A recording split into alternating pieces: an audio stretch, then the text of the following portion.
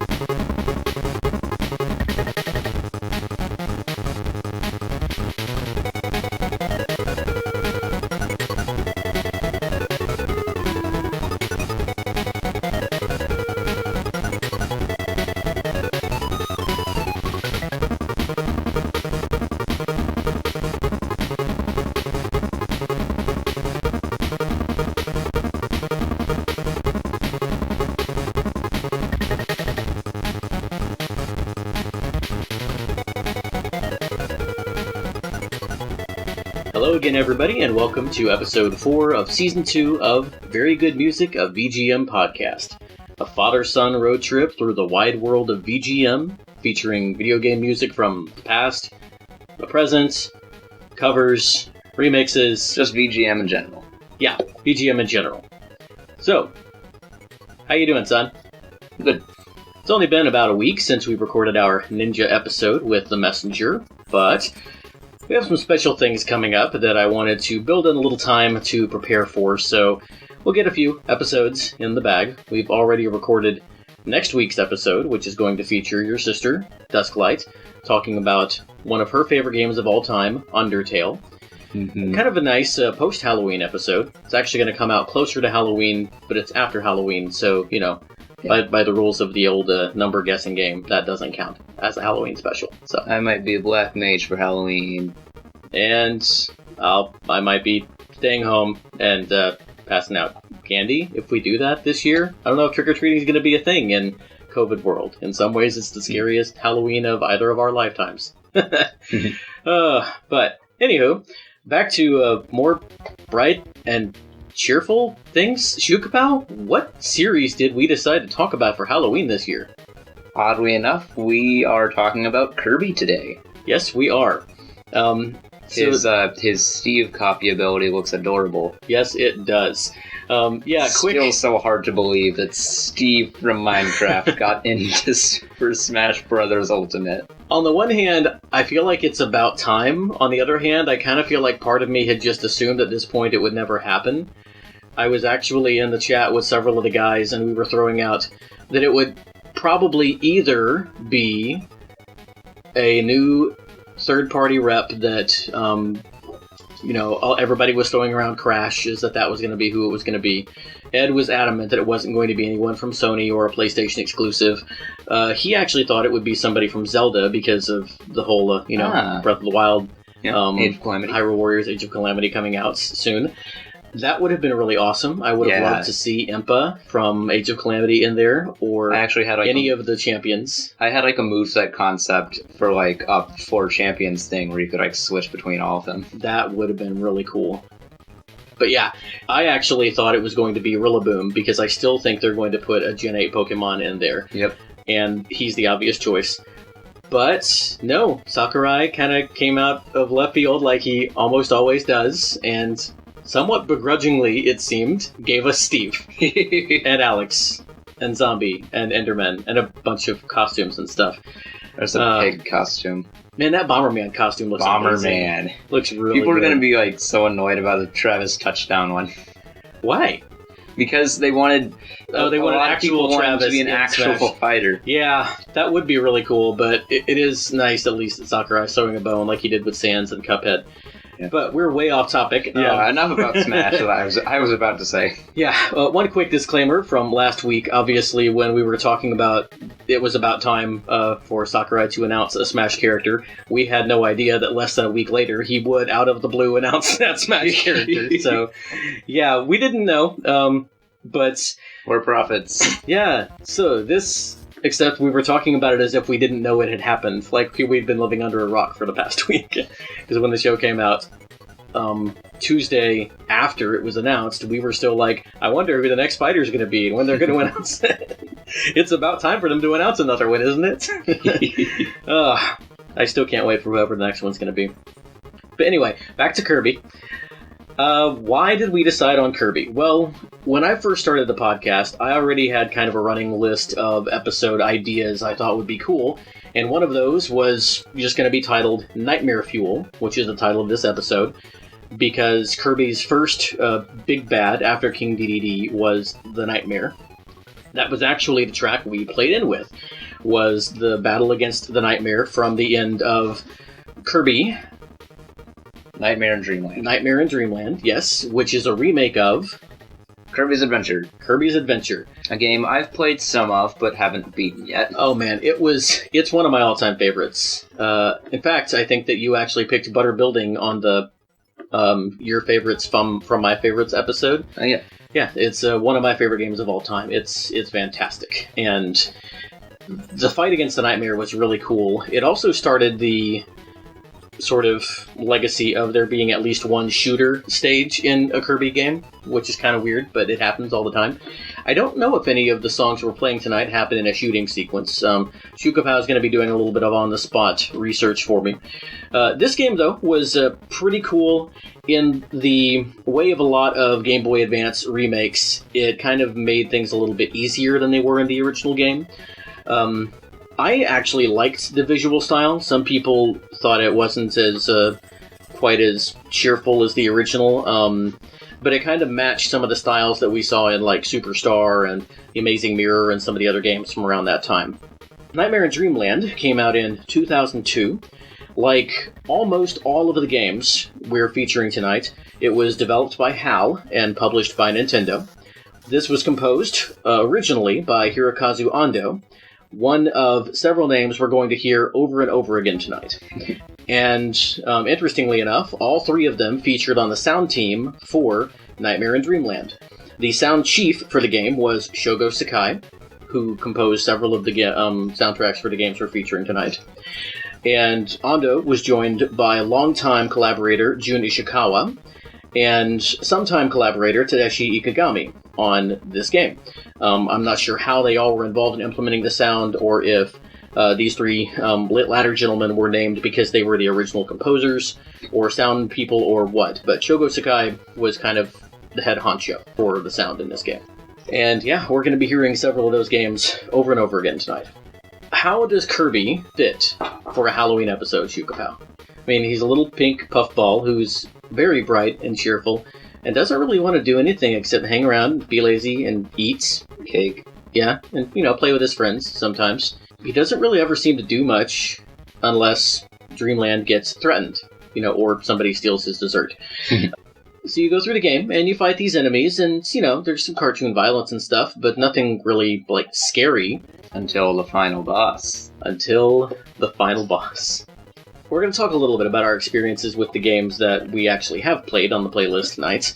And I have played Kirby's Adventure, as I alluded to earlier. And, it's a sprite, cheerful game. You go through and you fight, Wispy Woods and Lolo and La La La and Krako and all the guys that you got used to fighting in the original Kirby's Dreamland. Mm-hmm. Then you get to the end and you beat King Dedede, and you think you've won. And you throw the Star Rod back into the Fountain of Dreams. And this giant black orb just pops out of the fountain, and Kirby and Dedede are like, wow, what's going on? And, anime dancing around like they're freaking out and stuff. And then this black orb takes off into the sky, and King Dedede sucks the Star Rod and Kirby up and spits them into the atmosphere. And Kirby is flying around and shooting stars at the thing. And after you destroy the orb, this weird, creepy wizard dude appears, and it's the Nightmare. He's the one that's really been causing all the chaos in Dreamland. And he is only the first of many, many bosses that sometimes get to Cthulhu levels of scary weirdness.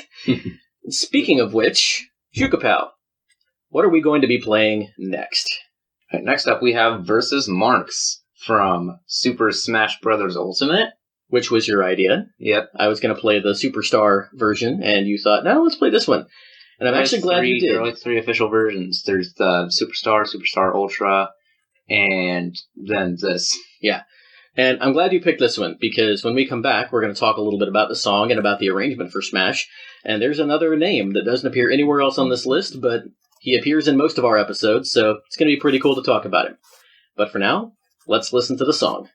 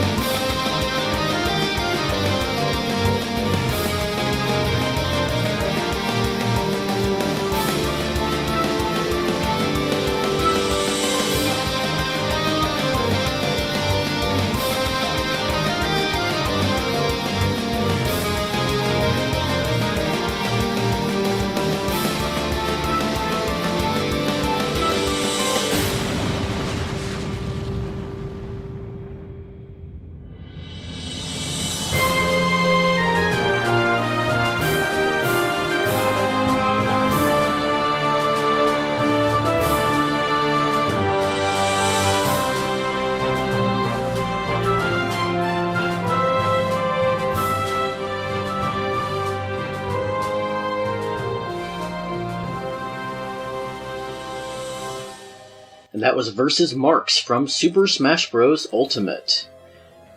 This song was originally composed by Jun Ishikawa for Kirby Superstar, which was released in 1996 for the Super NES, and once again developed by HAL and published by Nintendo. So Marx was originally the final boss of the sub-game, because Superstar, as you remember, was a collection of sub-games. Mm-hmm. This sub-game was called Milky Way Wishes, and originally this remix, the original was kind of pseudo-orchestral, as orchestral as the Super NES could get, and Marx is the perfect kind of mascot for this episode. Marx is kind of what this song is in reverse. The song starts out kind of creepy, right? And then it gets into kind of rocking, and then it just gets all, happy Kirby. Mm-hmm. Marx looks, at first, like just the regular, cute Kirby kind of character. He's this little purple dude with a jester hat. Mm-hmm. But then you start to fight him, and Shukapow, how would you describe him? Scary beyond all comprehension, I think it was. Yeah, that sounds about right. Describe some of Marx's attacks for us. Ultimate, some of them are... Oh, and the ones in Ultimate are like the ones in Superstar, by the way. They're like taken from Superstar. Well, there's one, he charges up and then shoots this big laser beam out of his face. Mm-hmm. Another one, his eyes turn completely black and just bounce all over the screen. And then the one I remember the most, he splits himself in half. Oh, yeah. And this black hole erupts out of his skull. That was one of his most powerful attacks in both games, actually. No, that was in Star Allies. Oh, Star Allies, yeah. Man. Yeah, Marx is one of the first Cthulhu-level threats in the Kirbyverse. And, but the song is really cool. It gets, like I said, it gets a little bit rocking, and then at the end, kind of throughout, but especially in the end, the kind of, those Kirby motifs come in. And it makes the loop a little bit odd, in my opinion, but, in Ultimate, the fight doesn't really last that long, and so I think it fits. But I did kind of blow Shukapow's mind while the song was playing, because I asked him if he knew who the arrangement supervisor was for Ultimate, and he said, no. And then I said, well, look at the list I gave you. And It's Yasunori Mitsuda. Yes. One of our favorite composers appears on an episode with no Chrono Trigger insight. And I'm so glad. Do you hear Yasunori Mitsuda in this? Yeah, actually, sort of. Maybe from some of the later stuff, like Xenoblade, stuff like that. But it definitely fits the bill. The original was very good. The arrangement is very good. So all in all, this is what, Hirokazu? Very good music. Moving on to some stuff about Kirby Superstar. Just a fun little Easter egg. The name translates to Kirby of the Stars Super Deluxe. Then the remake, or sort of like sequel, I guess, Superstar Ultra on the DS, released in 2008, translates to Kirby of the Stars Ultra Super Deluxe. And then the direct sequel to that, which is Triple Deluxe, it's Triple Deluxe. Really? Yeah. Triple Deluxe is kind of a Superstar successor. Mm-hmm. I did not know that. Oh yeah, because there were other like sub games in Triple Deluxe as well, weren't there? Yeah. Okay. Neat. Just like in Planet Robobot. Yeah. Except Triple Deluxe did it first. And we'll be talking about some of those a little bit later as we go on. Which is where the original Kirby Fighters came from. Yes. Yes, it is. Nothing from Kirby Fighters on the list tonight. Unfortunately. But I'm sure that we'll be playing some stuff from it later on in the show. Hirokazu, this next game you do have some personal experience with because it's on the Kirby 20th Anniversary Collection that we have. Some experience, not much. Some, but yeah, and you played some of this. One of your favorite Kirby songs is actually from this game. Mm-hmm. The factory level? Oh, yeah. Yes. And that was remade in Planet Robobot. Oh, yep, it was. It was. This song has also been featured several times through the years in other Kirby games. They kind of do that, and they recycle some of the songs from earlier in the series. Mm-hmm. That happened a lot, and I think it happened in Triple Deluxe, Planet Robobot, and Superstar. Star Allies.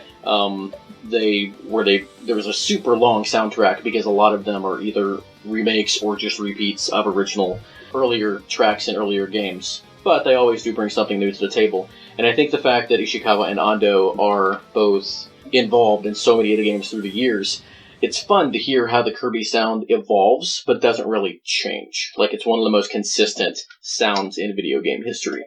And I think that's cool. But anyway, what are we playing next? Next up, we have 0-2 Battle from Kirby 64, The Crystal Shards.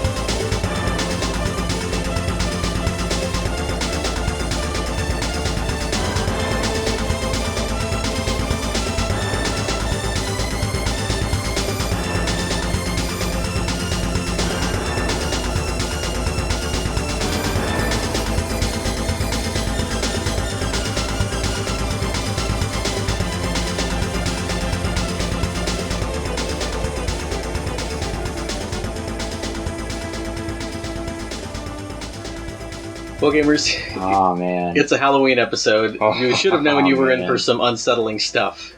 There's a pretty mixed bag tonight. A lot of these songs, though, really do fit the theme. Shukapow, what are your thoughts on this song? Oh, man. It just keeps going. Yeah, you summed this song up in one word. Anxiety. Yeah, you were talking about that lead synth and how it just keeps going and going, and you're right, it never really quite resolves.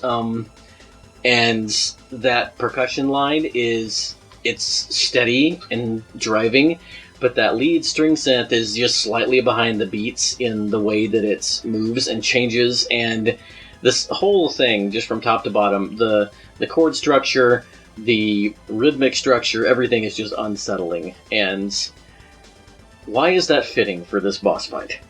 It's such a creepy boss fight. It just Describe 0-2 for us. Well, in Kirby Dreamland, I think it was 3, there was a boss called Zero. It was like this big white floating eyeball. Kind of like Krakow, a little bit, but not a cloud. Yeah. Just a big floating eyeball. Mhm. And this is 0-2. Yeah. I'm pretty sure in Dreamland 3, you had to, like, finish it off by, like, throwing a little star from the star rod at its eyeball. So, in Kirby 64, it has, like, the little bandage on, like, his eyeball there. And it has, like, the little halo and wings. And then it has, like, another eyeball. So it's like the evolved reincarnation of Zero. Yeah. And, ooh, it's when you hit it, it bleeds. This giant eyeball from Kirby 64 bleeds. And it's the creepiest thing. Just and, like the song. Oh, it really is. This is... I've seen this in top 10 lists of, like, scary Nintendo moments. And, oh man, this is... yeah, I mean, maybe not quite creepy in the same way as a Re-Dead, but... Especially from Wind Waker, jeez. Yeah, we could do Zelda next year, maybe. That would be fun. Anywho, yeah, 0-2. Also, a shooter stage, like the original, although this is like the first song we played tonight, but this is a 3D shooter stage. Before we move on, Kirby 64, the Crystal Shards, was composed by Hirokazu Ando and Jun Ishikawa. The 0-2 battle was specifically composed by Ishikawa-san. This was released for the N64, of course. Once again, developed by HAL, published by Nintendo, and it came out in the year 2000. And now we're going to be moving into a block of games that I don't have as much experience with. There were a couple of other games in between, I believe, but the next game we are featuring tonight actually came out 4 years later. The next game is Kirby and the Amazing Mirror. We'll talk a little bit more about it when we come back, but Shukapow, which final boss are we talking about this time? Now, we are moving on to Dark Mind.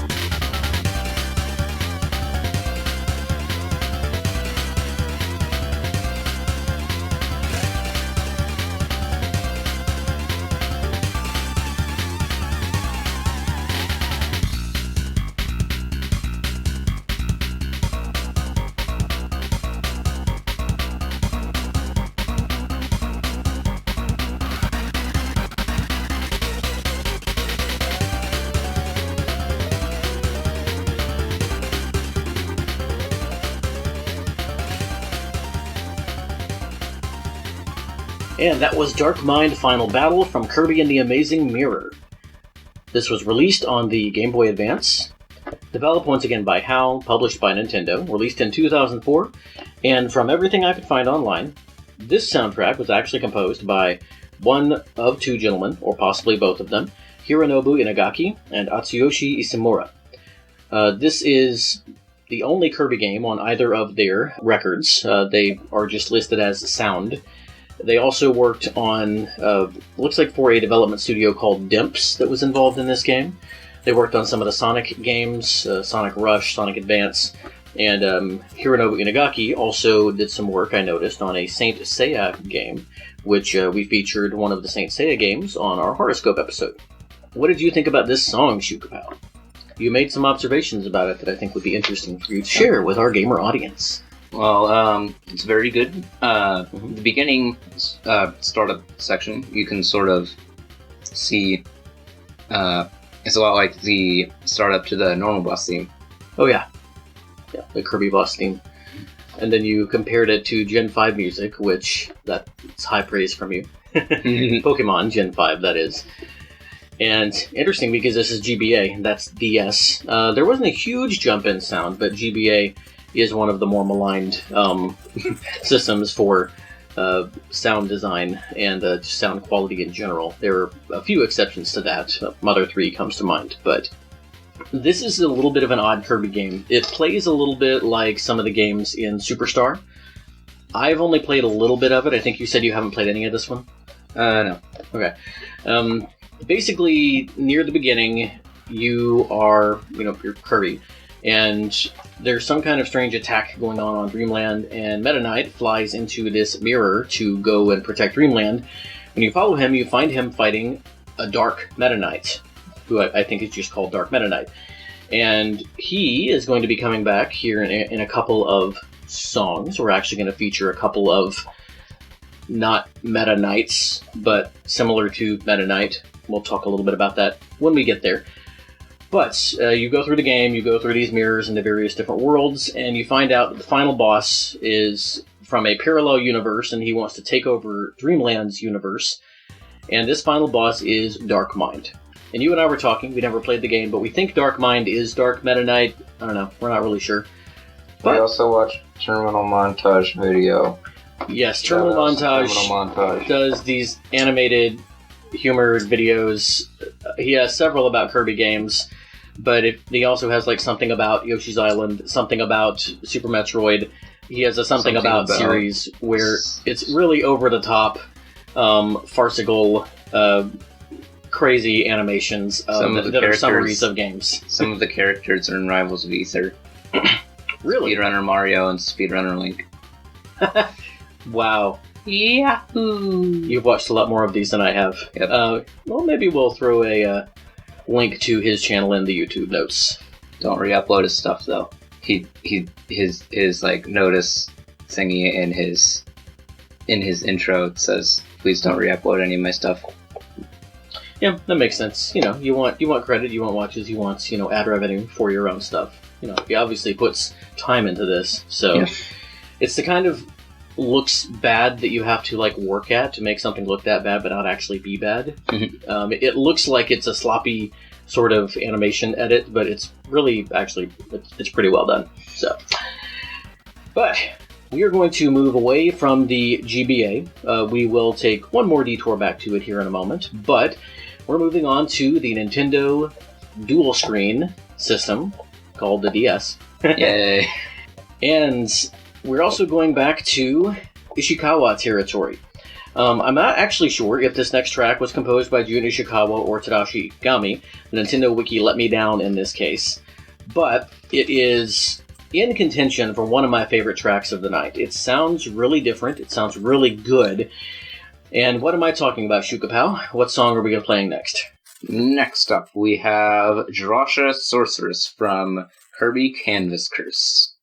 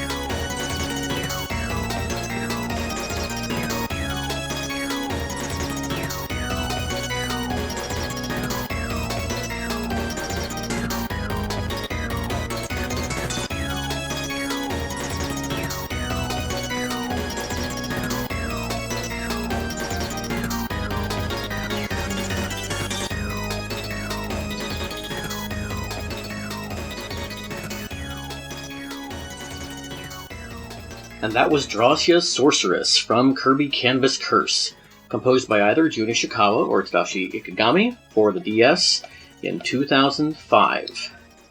And yeah, I dig that organ sound. And then it just goes off the rails into this wild, weird, creepy, just, it's good. I like it. I had to listen to it a couple of times, but it definitely grew on me. Yep. And, as I said, this is another game that neither of us have played. Kirby Canvas Curse is odd. It was made for the DS, and so it definitely used the gimmick of being able to use the touchscreen, because Kirby is transformed by Drawcia into a ball, and you have to guide him along the screen by drawing lines and stuff like that, and manipulating the environment so that he can move. Drawcia turns Dreamland into a paint land of sorts, because she wants to rule a land of paint or whatever. And yeah, that's most of what I know of the story of this game. Well, I have a bit of Kirby lore here for you all.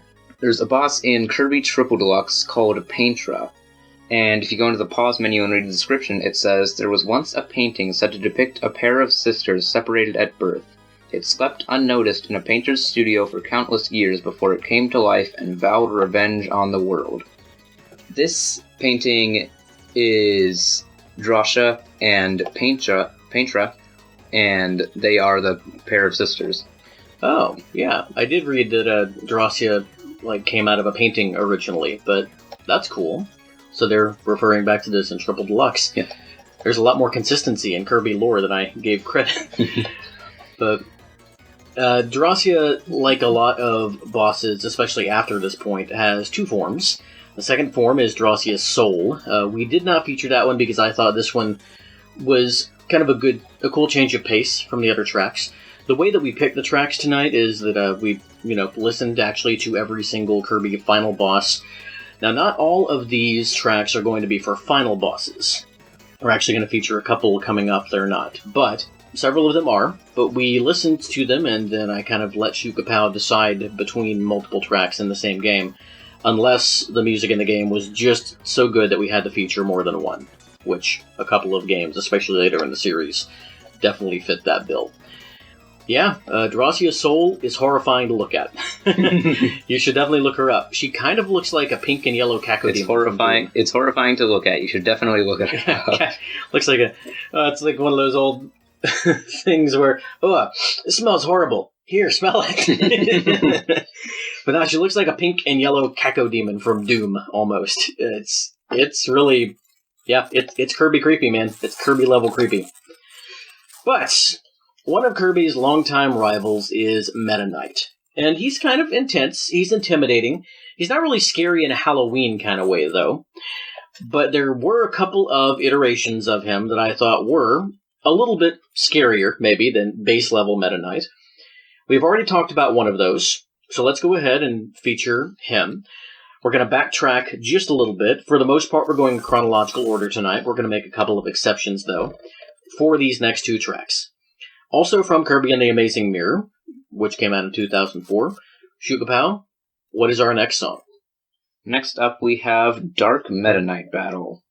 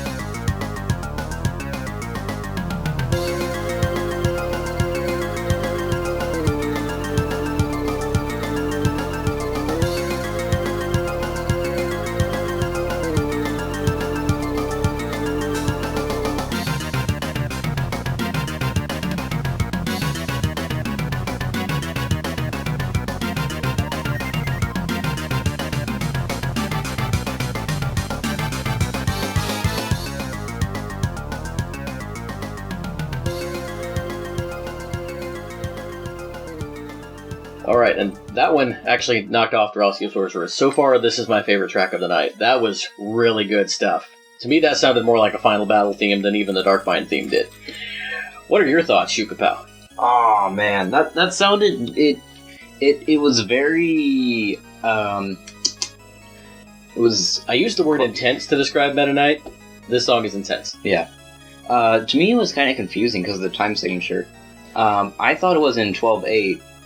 Betteroth says it was in 4/4.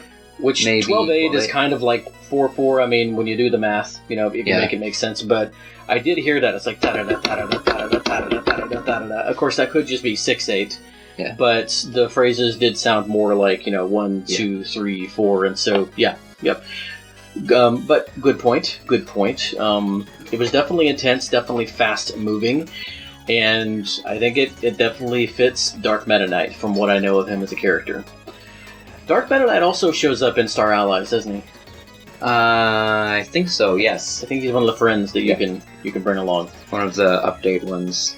And I didn't know officially until I was doing research for this episode that he wasn't actually some form of Meta Knight. But no, he's like parallel universe Meta Knight. And next, we have a Meta Knight that I am hoping you are familiar with, because I'm not so much, even though I have beaten this game. Who is Galacta Knight? Are we going to have to figure it out when we come back? Yeah. Okay, well, then we'll look it up while we're listening to the song.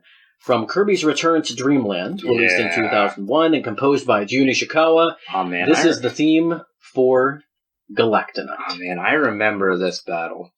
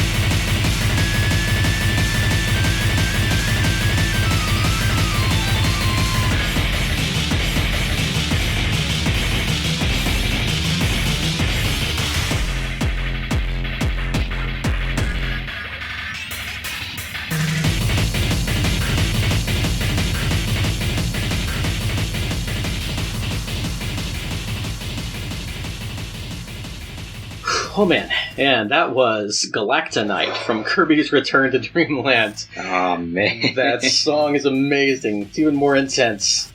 Oh, it's so good. And Shukapow and I just did a deep dive into this character's lore and history, and it is really something. Shukapow, take it from here. Alright. Galacta Knights. Let's scroll back up. He's actually canonically called the strongest warrior in the galaxy. Yes. Galacta Knight is greatly similar to Meta Knight in both appearance and fighting style. Has a hot pink body, slightly darker than Kirby's, and has feathered angelic lavender wings, changed to a dull periwinkle in Super Kirby Clash.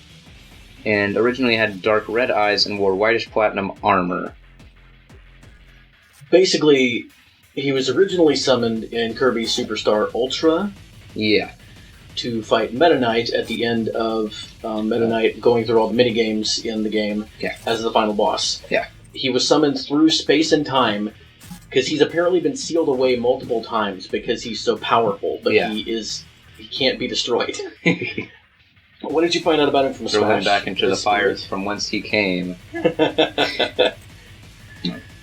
Black Knight makes a cameo as an unlockable trophy in Smash 4, and Smash 4 was the first appearance of Meta Knight's Galacta Knight skin. Mhm. In Smash Ultimate, it's a lot more like Galacta Knight, and also Galacta Knight appears as a primary Legend class shield spirit in Super Smash Bros. Ultimate, using his Kirby Superstar Ultra artwork. The spirit increases sword attacks when applied to a fighter, and is not fought in a spirit battle. Instead, he can be used by being summoned by cores from the spirits of Shovel Knight, Nightman, and Meta Knight. I remember unlocking this spirit. Oh wait, no, the Meta Knights. Yeah. Plural. At level 99, he is the third strongest spirit in the entire game, only surpassed by Galeem and Darkon. He is final boss. He is the most powerful spirit, not including the story mode spirits. He truly is the greatest warrior in the galaxy. What is his boss fight like in this game? I don't remember fighting him, and I beat this game. So where is he in Return to Dreamland? In Kirby's Return to Dreamland. Because you said you have fought him. Yes. I have 100%ed Return to Dreamland before. It only makes an appearance in the True Arena, specifically round 13, as part of the Final 5. I never beat the arena. You beat the arena, and then the True Arena, which is like the hard mode of arena. Yeah. And he's There's a True Arena in like every Kirby game past, I think, Superstar. Man. So what is this boss fight like? Do you remember? It's fought in a crystalline area in what appears to be Halcondra. Okay. Which is the planet that the actual final boss comes from. We'll get there in a second. It's a very intense boss fight because you don't want to like come all the way to the end of the True Arena and then just like lose. Yeah. It's very hard. He has a lot of health, and he like really. I'm pretty sure in the True Arena you have the hard mode health bar, which is slightly lower than the normal mode. Okay. So you have to go through this gauntlet of Kirby bosses with like 3/4 of your normal health bar and very few healing items to help you. So chances are you're not going to be reaching Galacta Knight with full health. Oh man. Sounds fun. I might actually have to try that out. And Galacta Knight appears again in several of the games we're going to be talking about later. But I think that it's time for us to move on to the final boss of Kirby's Return to Dreamland, who we will talk about a little bit after we listen to this song. This is the final form music for the final boss. And what is the name of this song, Shoot Kapow? This is Crowned. Crowned.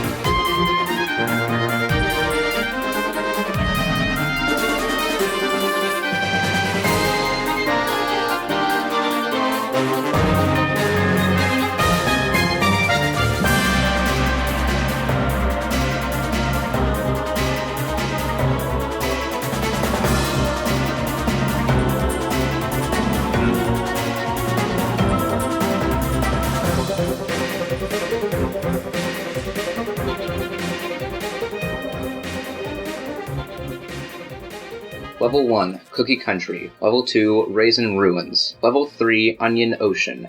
Level 4, White Wafers. Level 5, Nutty Noon. Level 6, Egg Engines. Level 7, Dangerous Dinner. Crowned. And I always thought it was just because he took that crown from those cute little dragon guys.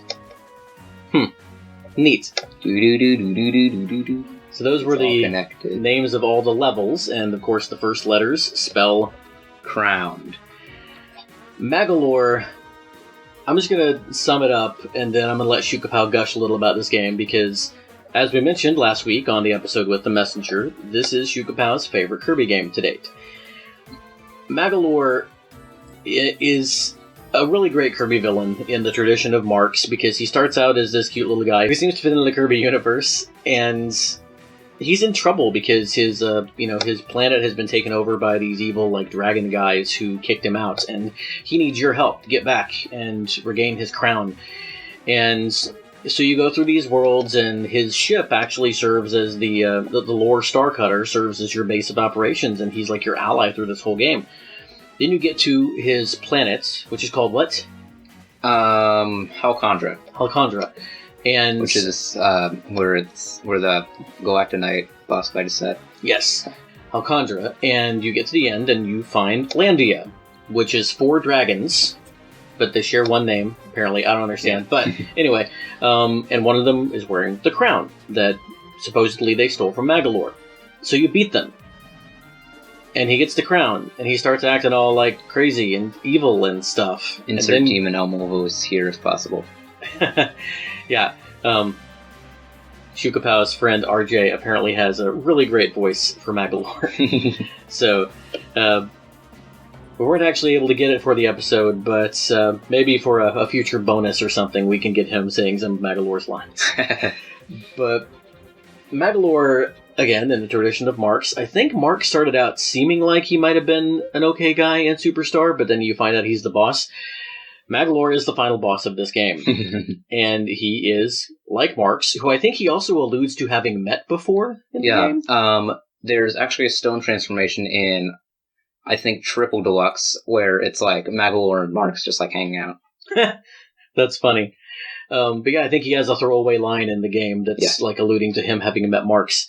But the Magolor boss fight is pretty similar to the Marx boss fight in a lot of ways. He has some very similar moves, and he's this universe-ending threat. But on top of that, he's just despicable, because he's your friend this entire game. And then at the end, he betrays you, and he's like, "Ha, suckers!" And he's a really good character. I think he's probably my favorite actual Kirby villain, because I don't think of King Dedede and Meta Knight as villains. They're more like anti-heroes. Well, King Dedede is just a big doofus. But anyway, Magolor is my favorite Kirby villain. This was a great song, man. This was a great song. So now you gush for a little while. All right. This is going to be our rant for the episode, I think. I love this game. Here, you could play the Lore Star Cutter music under this. Oh, yeah. Yeah. Right. Alright, I love this game. As I mentioned before, 100%ed it, a few months back, maybe a year, I don't know. The modes are the story mode, where you go through all the worlds, and you do the stuff. And then you have the shooter section, where you ride on all the dragons. Yep. Then there's the extra mode, where you do it all again, but it's in hard mode. Then there's the arena, and then there's the true arena. There are the sub-games, which are challenge stages and stuff, unlocked by collecting a set number of energy spheres. We actually featured the song for Ninja Dojo last week. Yes, there's Ninja Dojo, where you throw stars with motion controls at targets. They're doing weird stuff. There's Scope Shot, where you beat up some robots. And then there are challenges for Sword, Whip, High Jump, Water, Bomb, Wing, and just normal Kirby. With a bunch of items. There's a lot of content in this game. I never really played much with the minigames or with the arena, but still, even just 100%ing the main story mode, there's so much to do, and it's so much fun. Probably my favorite feature of this game is the fact that you can play with 4 players. You can play as Meta Knight or DDD, or with Kirby, Meta Knight, King Dedede, Bandanity, then Yellow, Blue, and Green Kirby.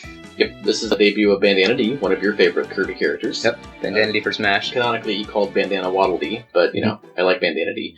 And so I played this with you guys, and it was one of y'all's first Kirby games after Epic Yarn. It was Lemon Boy's first Kirby game, I'm pretty sure. It was the twins' first Kirby game. This one is special to our family. It's pretty cool.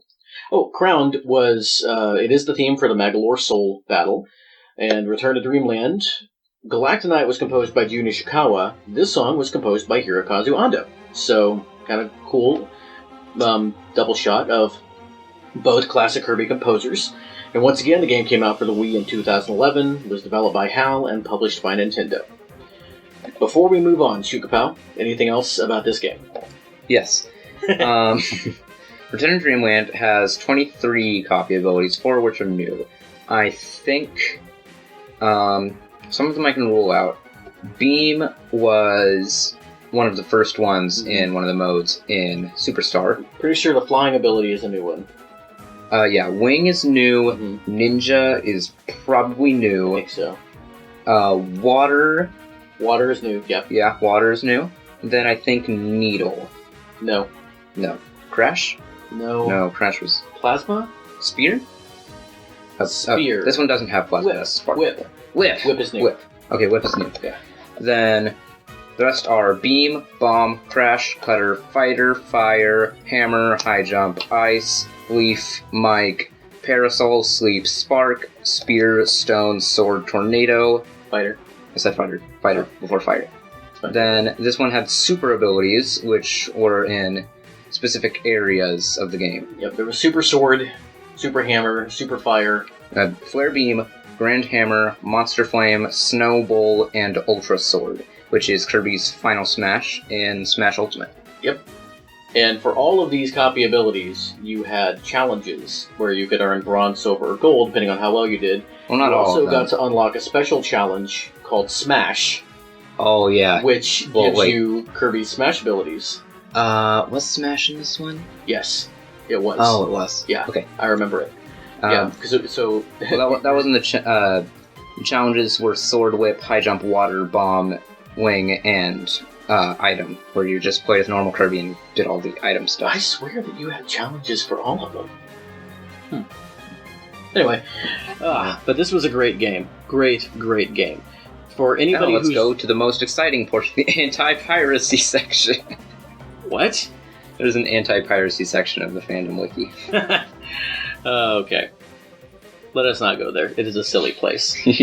For anybody who is new to the Kirby series and is looking for a jumping on point, I would be hard-pressed to give you a better game to start with than Kirby's Return to Dreamland. It is a fantastic game, multiplayer. It plays really smoothly, the music is great, the graphics are great. Almost all the Kirby games are just enjoyable times. They're really well made. Many of them were actually designed by by only Smash designer Masahiro Sakurai. Kirby is a Sakurai creation as well. Actually, I don't know if Kirby was created by Sakurai, but I do know that his first game was Kirby's Dream Land. Square Kirby, if Kirby was in Pokemon Quest. Yes. Or Minecraft, apparently. Yeah. Anywho, we are going to stay with the Wii. We're actually going to go back in time a little bit. We skipped this one because I wanted to play Dark Meta Knight and Galacta Knight back to back. This actually would have come between Amazing Mirror and Return to Dreamland on our playlist because it came out a year before. Kind of like Wind Waker, this was not the Kirby game we thought we wanted. But it ended up, at least for our family, being a Kirby game that we absolutely adored. And for my money, it still has the best soundtrack of any Kirby soundtrack. I'm talking about Kirby's Epic Yarn. And for this game, you and I were talking about which track we wanted to play. We weren't really super excited about the in-yarn themes. They're not bad, but I didn't know if they really counted as very good music on the order of something like Crowned. And then your sister Dusklight had the idea that we should play the theme for the creepiest boss in the game. Because after all, it's a Halloween episode. And so, Shukapao, what is the name of the song that we are going to be playing next? Next up, we have Versus Squashini.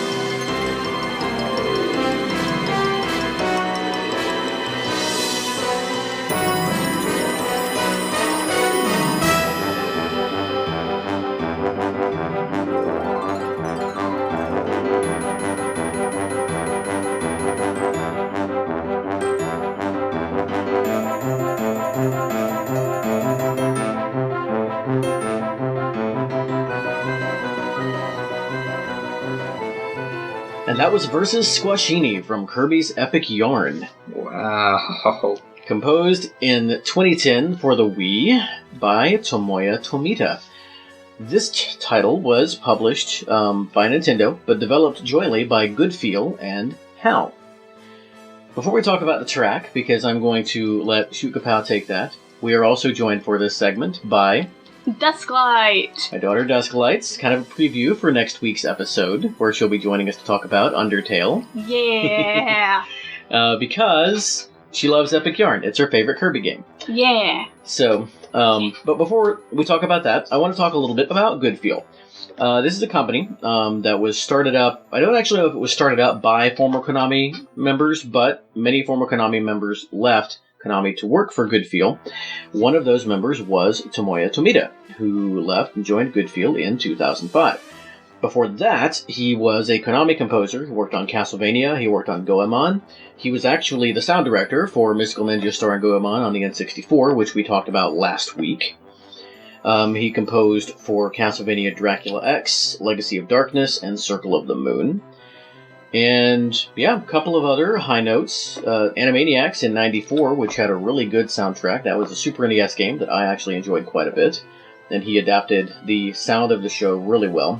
TMNT 3, the Manhattan Project, he worked on sound design. That was one of his first games. And while working for Goodfeel, he actually worked on a couple of really great soundtracks.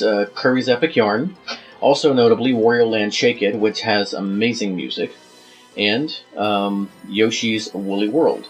He actually did not compose on the recent Yoshi's Crafted World, but that is Tomoya Tomita, a newcomer, and this is the only song by him tonight on the Kirby-sode that we are featuring for your Halloween pleasure.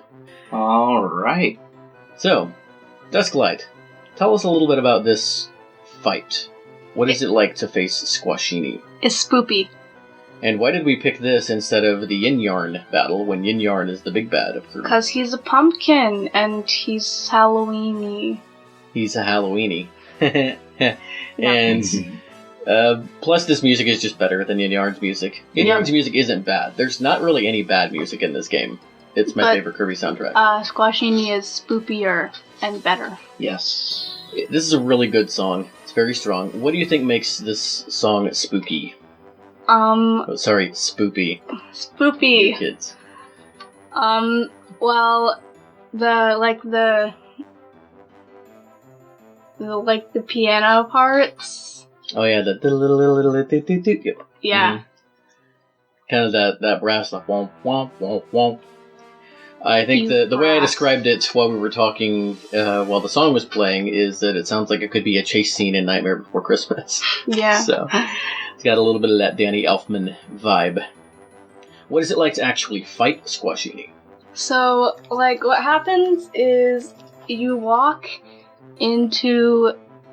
So you go into the door thingy that enters the level, and then Kirby walks onto a stage in a sort of cutscene thingy, and then...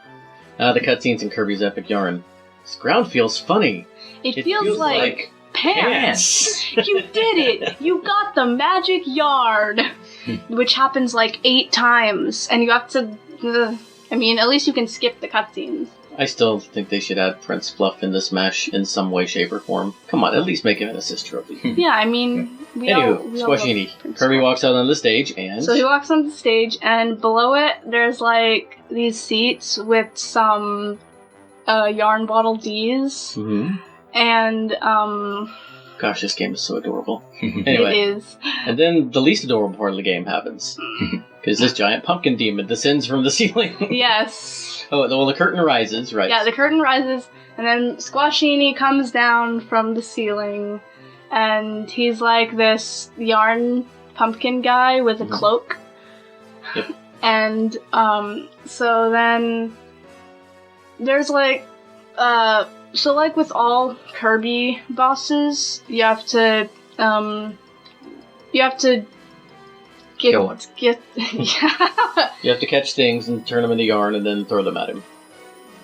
Yeah, but also you have that's what you do in every single Kirby game. Yeah, and you also have to pull to 3 times you have to pull the little yarn thingy. Oh, to unravel the cloak. Yeah, to unravel them. Mm-hmm. And so you do that 3 times and then you win for every Kirby boss. And this fight's kind of annoying, but not as annoying as the DDD fight. I don't like that one. I don't like the Meta Knight one. The Meta Knight one's fine. I really like the Hot Wings fight. Yeah, that one's cool. That one's cool, but it can get annoying. There's some really good music in this game. This game gets a bad rap for being, like, too easy. And yeah, you can't die, but if you want to do really well in this game, you have to be good, and you have to, like, work hard. And it definitely invites a completionist in because there's so many little things to collect and everything. Yeah. Especially in Extra Epic Yarn, which is on the 3DS. Yeah. Yes. There's like some mini games that you do. Where you can play as Yarn Meta Knight and Yarn DDD. Yeah, and collect like these beads to make little bead thingies. And Shukapow, what have you to say about this whole deal? Not much. I like the song. The boss fight I don't remember much about. You haven't played Epic Yarn in a minute, have you? No. But it's got some really great music. I'm thinking...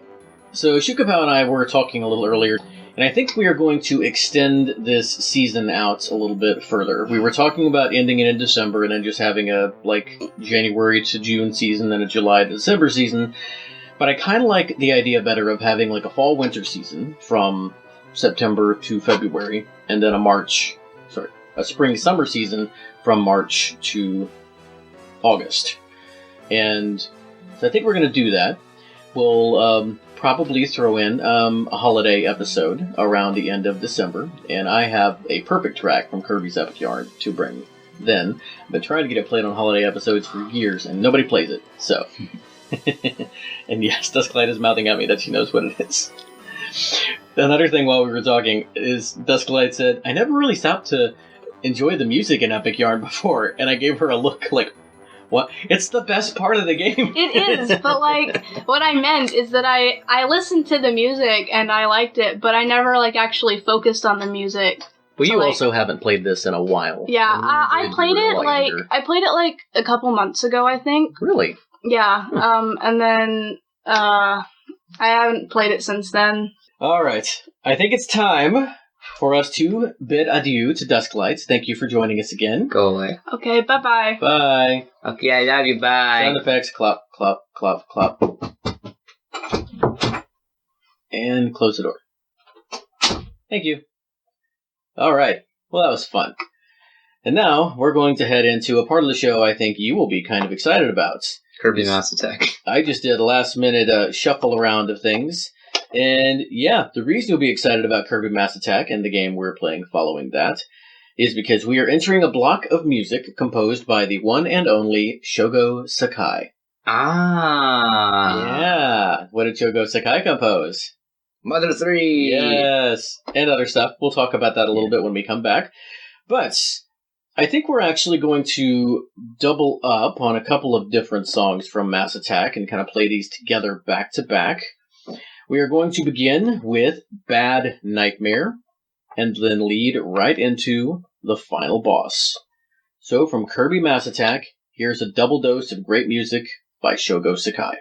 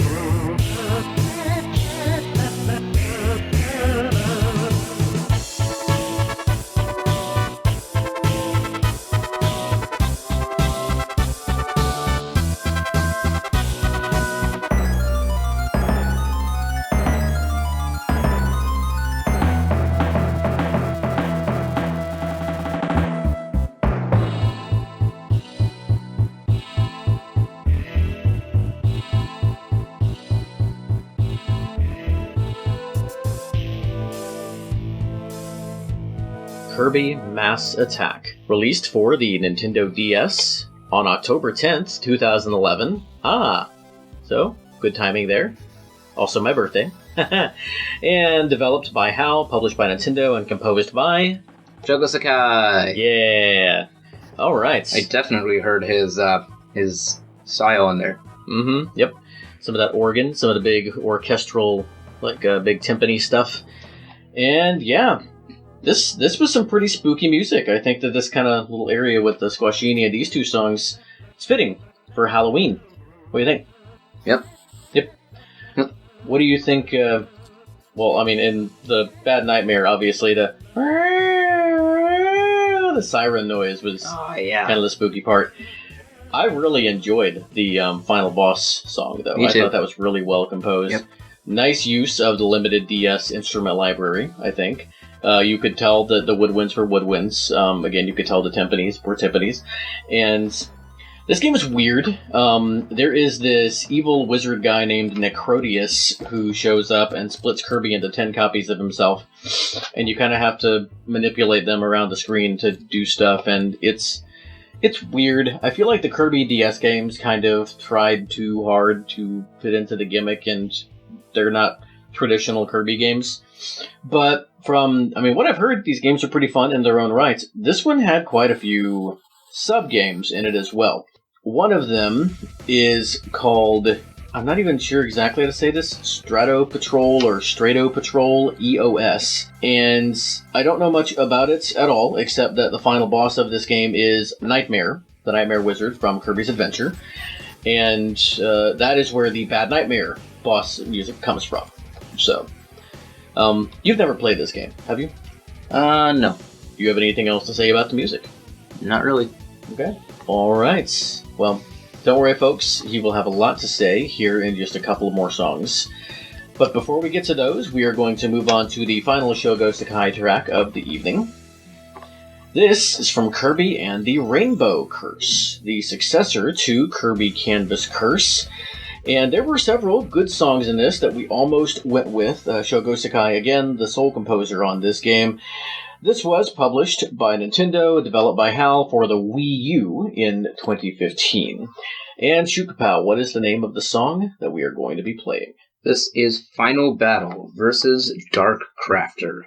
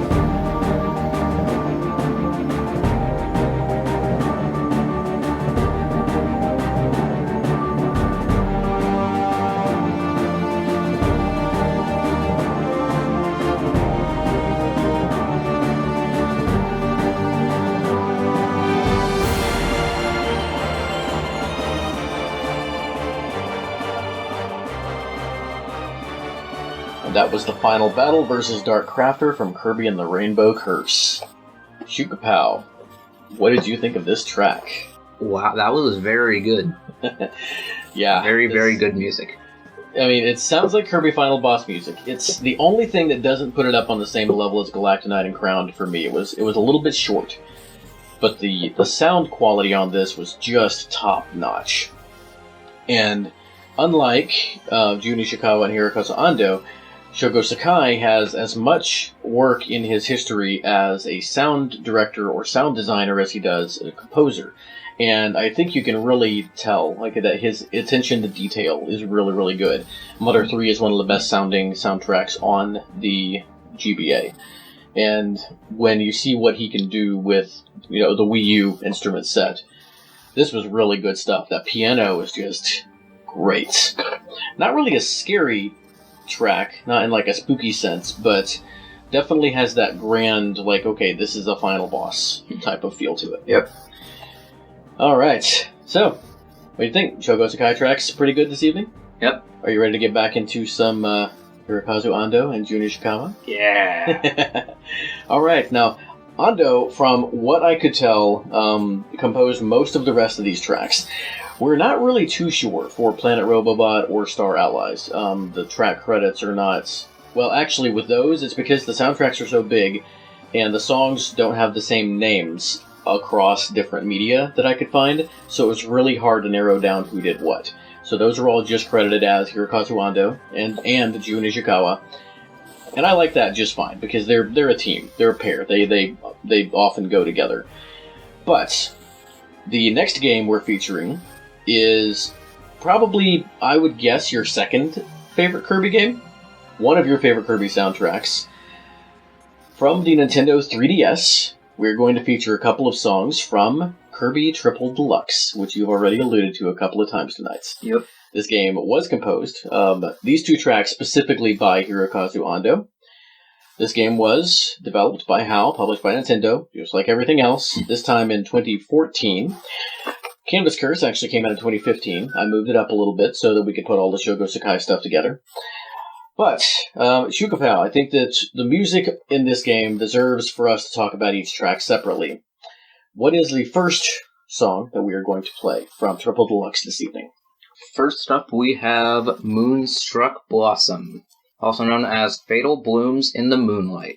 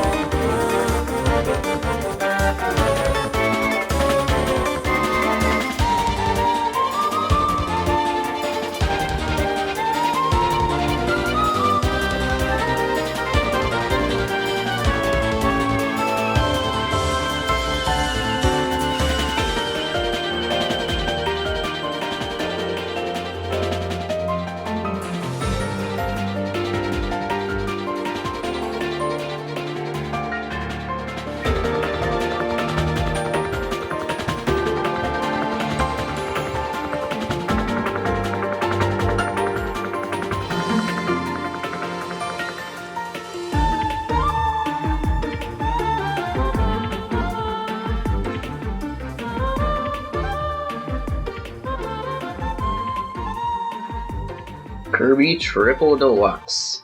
That was Moonstruck Blossom or Fatal Blooms in the Moonlight. Wow. That was good stuff, man. Yeah, it's really good. This game has really good music. Well, alright. You and I have talked about doing a Kirby Wii showcase. Maybe we need to do a Kirby 3DS showcase. Yeah. This is really good stuff. And I have never played this game. I know it was kind of a return to form after Return to Dreamland. This is the first Kirby game to kind of follow in that same style. Tell me about it, because you have played this actually fairly recently. Well, actually, recently I watched Chuck Conroy Let's Play it. I did play through it, though. It's very good. What's going on in this game?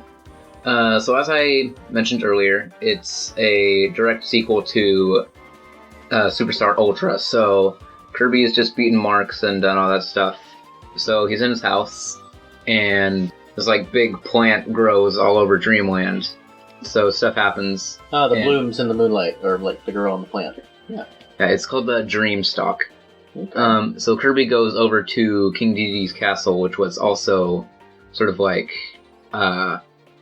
overrun with the plant. Well, it's all like grown up into the sky. Oh. So basically the plot of this game is there are these like sky people that are being attacked by Queen Sectonia, who's the like big bad of this game.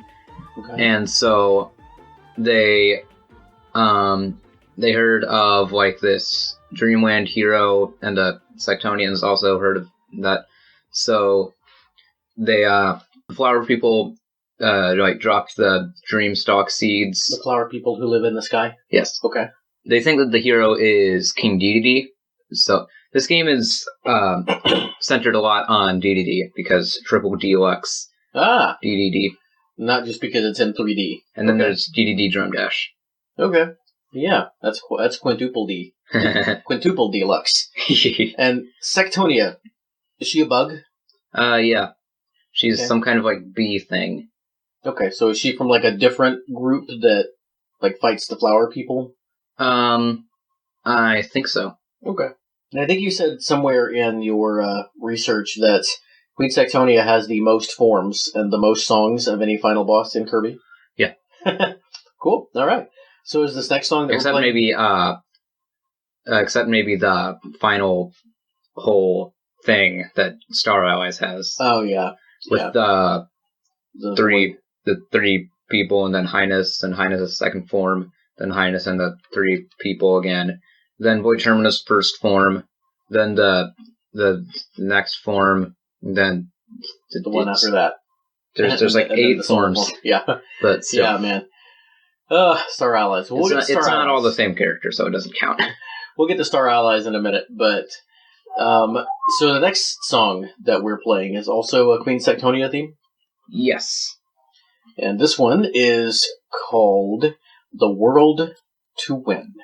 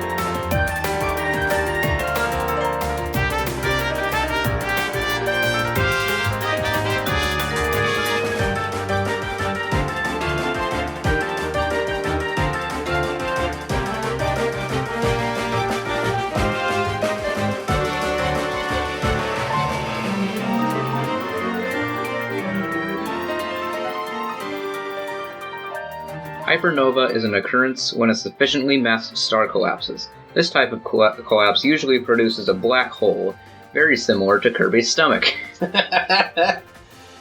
And what does that have to do with The World to Win? In a lot of the modern Kirby games, there's those little gimmicks that some of the stuff has. The super abilities in Return to Dreamland, the Robot Armor in Planet Robobot, and Hypernova in Triple Deluxe. In this stage of the fight, you sort of like get the Hypernova ability and have to fight Sectonia with it. What is the Hypernova ability? I don't know what that word was. What does the Hypernova ability do? It basically lets you inhale a lot of more stuff. Okay. So it turns you into like a black hole. Yep. Okay. Well, this is a really good tune. I like that middle part where it kind of ramps up and you have those stabs like that. It's got this really like it's a big epic space battle type thing going on. And once again, really strong instrumentation. 3DS had some pretty good sounds on it. It's definitely a step up from the DS hardware. But this, even for the 3DS, this is some really, really good sounding stuff. I just learned that on Stage 8 of Royal Road, The Last World, this is also a thing in Planet Robobot. Upon eating the Miracle Fruit to get the Hypernova ability, the Kirby Air Ride remix of Fountain of Dreams can be heard. Oh man!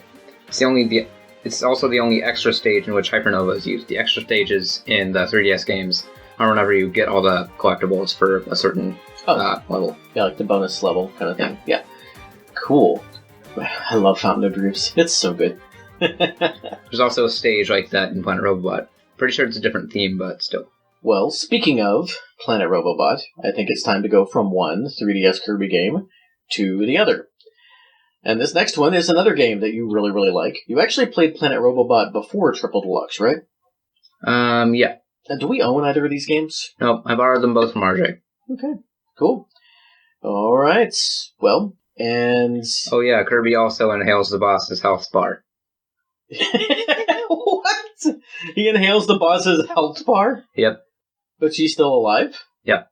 You just don't know what her health is. Yeah. That's kind of a cool touch. Huh. That's really funny. Okay, well, anything else to say about Triple Deluxe before you move on to Planet Robobot? Nope.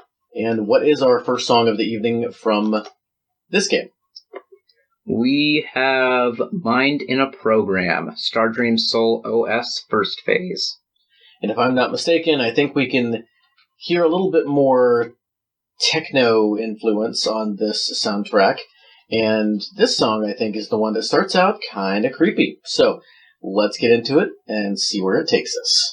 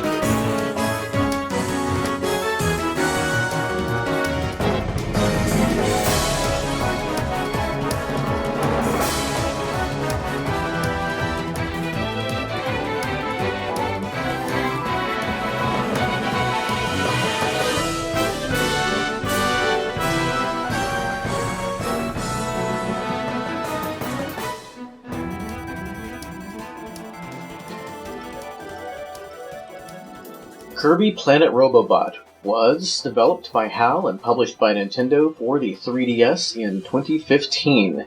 The game was composed by Hirokazu Ando and Jun Ishikawa, and we are not sure which one of those gentlemen composed this track or the next one, but we are sure that it is a dang good track.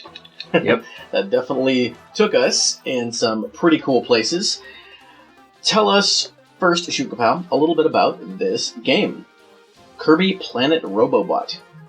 Basically, Dreamland is just invaded by a bunch of guys who are like this big company and it's robotics and stuff. A big company?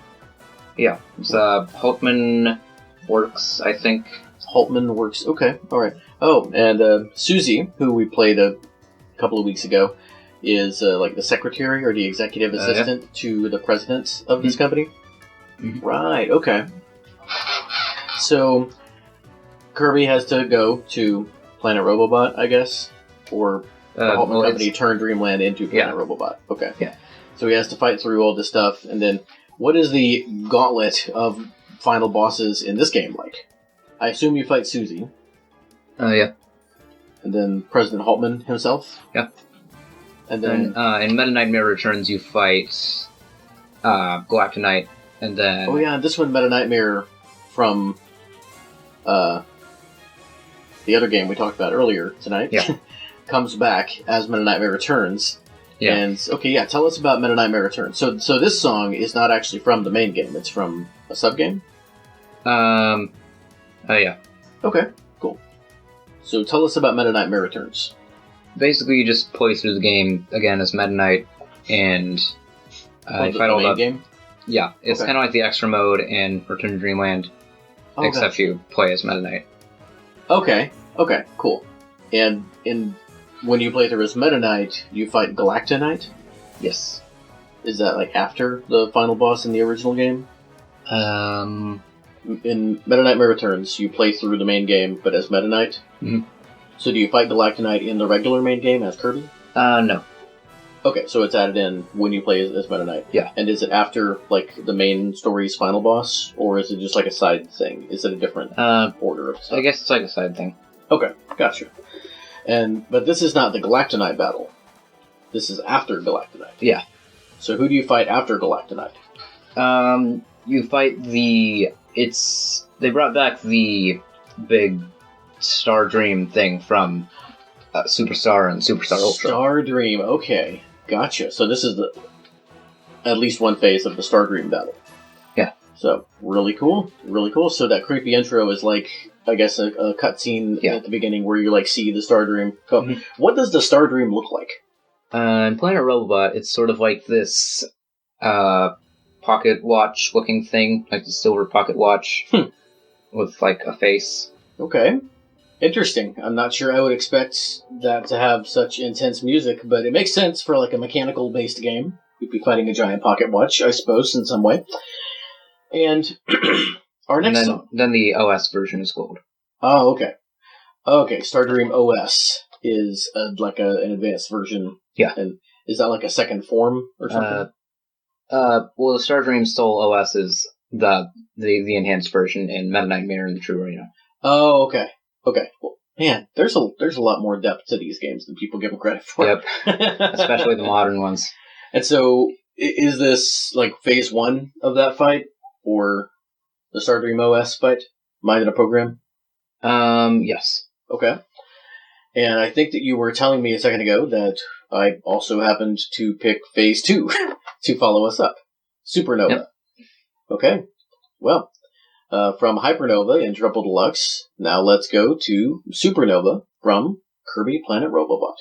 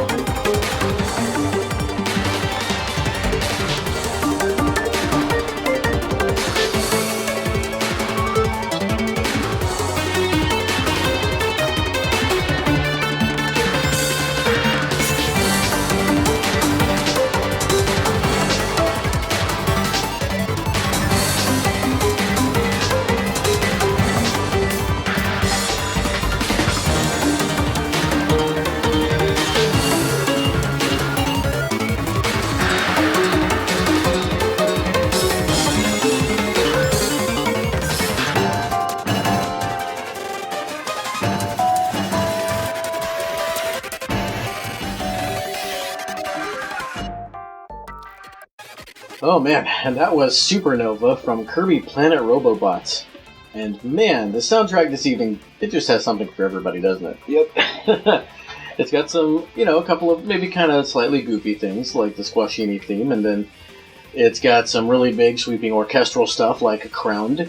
Yep. And then it has this, I don't even know what to call this. It's like techno-infused acid rock or something like that. I don't even know if that's a thing, but it seems to fit. Man, I love those parts where it gets all like... it gets all like digital sounding, and then it cuts out for a second, and then comes back in, all just like rapid and loud and awesome and stuff. So good. So good I'm incoherent about it. Alright, and describe, if you will, your memory of this fight. After you beat up President Haltman, he summons the Star Dream and stuff. A lot of stuff happens, and then Meta Knight shows up, and so you get the Meta Knight, the Robobot armor, and then you fuse with the Robobot armor into Meta Knight's ship. I forgot what it was called. What was it? The Halberd? The Halberd, yes. And so then you just you have this big fight in space, this Star Fox type thing, where you just you're trying to fight the Star Dream. And it's really cool. And then you go inside it and fight this little heart thing. And that's when really this music cool. plays? Yeah. Wow. That's some cool stuff, man. Well, this has been a super exciting playlist, and I am glad that we delivered on our promise to always bring very good music to our listeners. This has been a really, really cool trip. Kind of a fun, also, excursion down memory lane for us on a couple of these games. Kirby's Adventure is a meaningful early title for me, and Return to Dreamland and Epic Yarn are the same for you. I haven't played very many Kirby games since Return to Dreamland. I kind of dabbled in Star Allies a bit, but I just am so distracted by a lot of other stuff these days. But I played this one with Lemon Boy for a while, Star Allies, the final track on our playlist tonight. And before we get to that, I would like to mention a couple of things. First of all, as I said, Dusklight will be joining us next week for our post-Halloween episode, where we will discuss the music of Undertale in kind of a different way than I've heard it discussed before. Dusklight actually kind of takes us on a little narrative trip through the game, and we play songs along the way that fit in with what she's talking about. And then after that, we'll be moving into a couple of other topics that we have picked. Episode 6 is actually going to be the winner of our poll that we had up this season for what people wanted us to focus on. And we may or may not play one of the three that was tied for second. I might throw up a second poll on Patreon and get people to come and vote on which one of those for us to do, now that we're adding a couple more to the playlist. But we have some other stuff coming up that we're not quite ready to talk about, but I think that we will be getting there soon. Shukapow, what do you have? Anything that you've got to share or plug or anything like that? Well, you can find my music on flat.io. You've been working on kind of a special project recently on there, haven't you? Yeah. Tell us a little bit about it. I've been arranging some sort of quote-unquote fan music for Among Us, which has really blown up recently. Yes, Among Us is definitely the thing these days.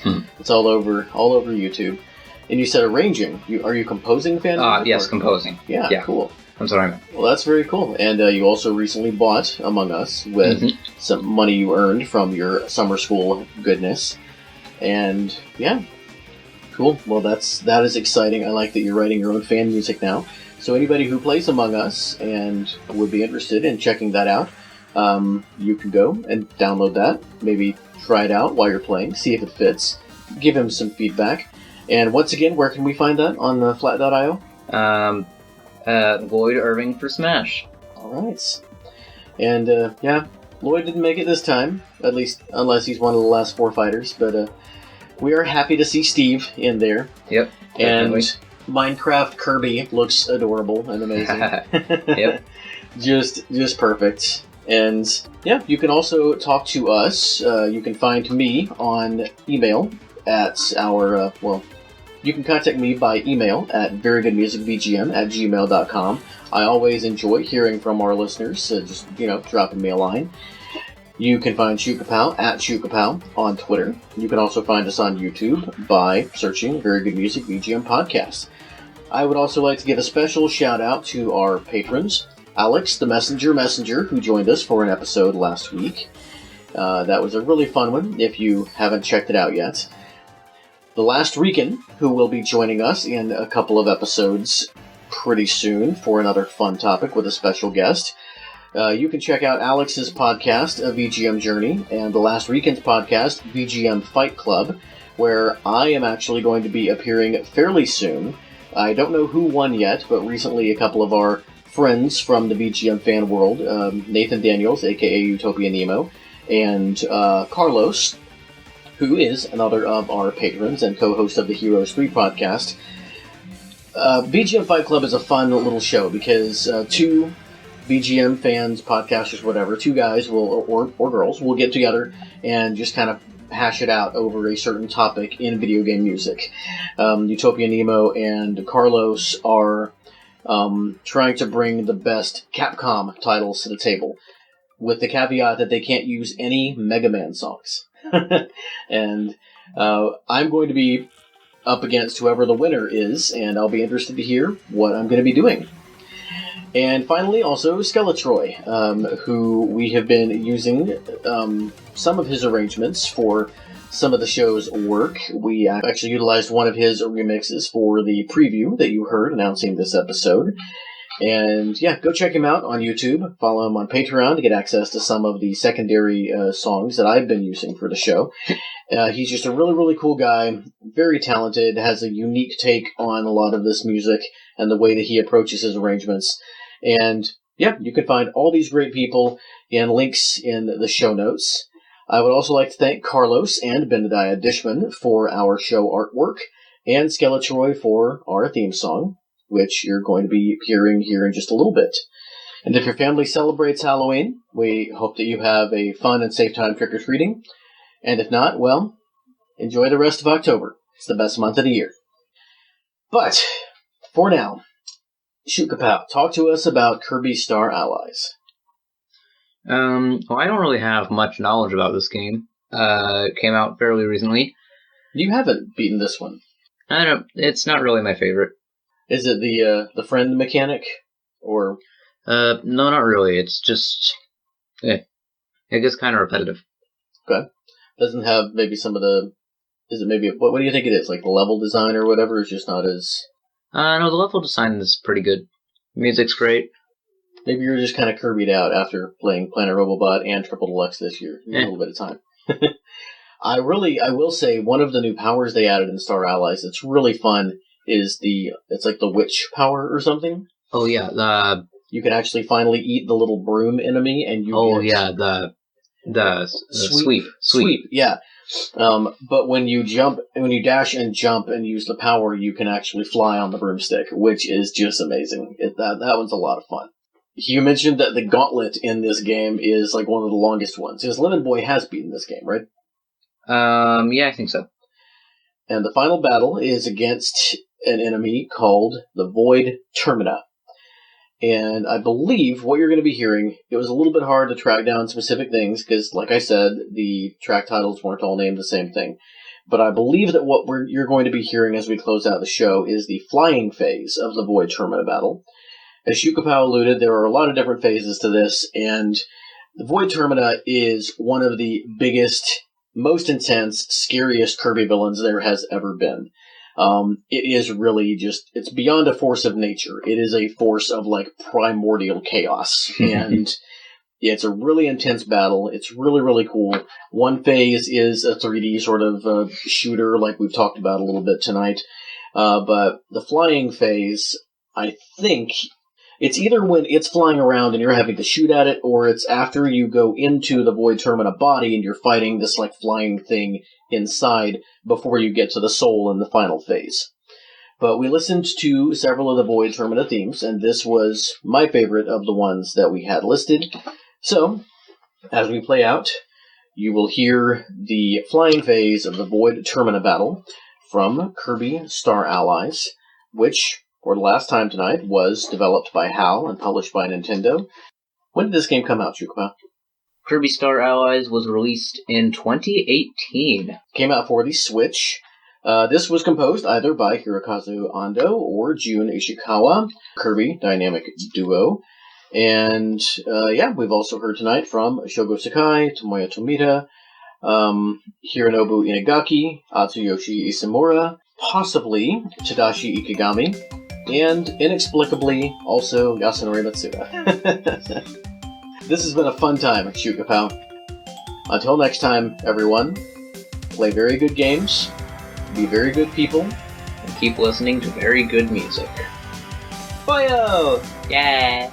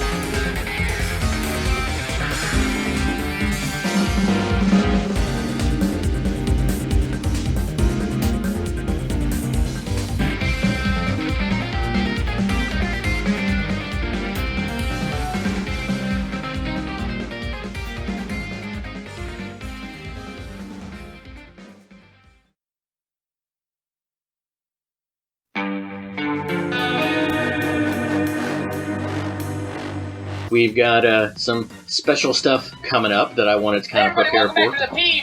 Darn. It's doing that tab discarding thing, even though I have the plugin installed to not do that. You really only need 2 tabs open right now.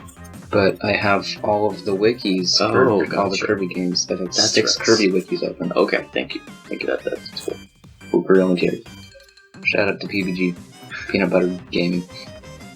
Published once again by HAL, developed by Nintendo. No, that's backwards. This time in 2015.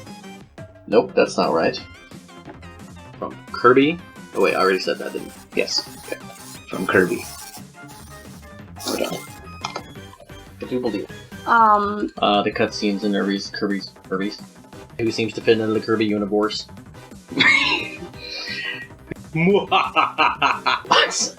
Got cough. Dead air. Good old dead air. I mean, it's Halloween episode, so dead anything, I guess, is, fitting. Smack. I Anyway, want to blow on the microphone. don't blow on the mic. That's bad audio. Stop it. Stop it. material. Blooper reel. Hi.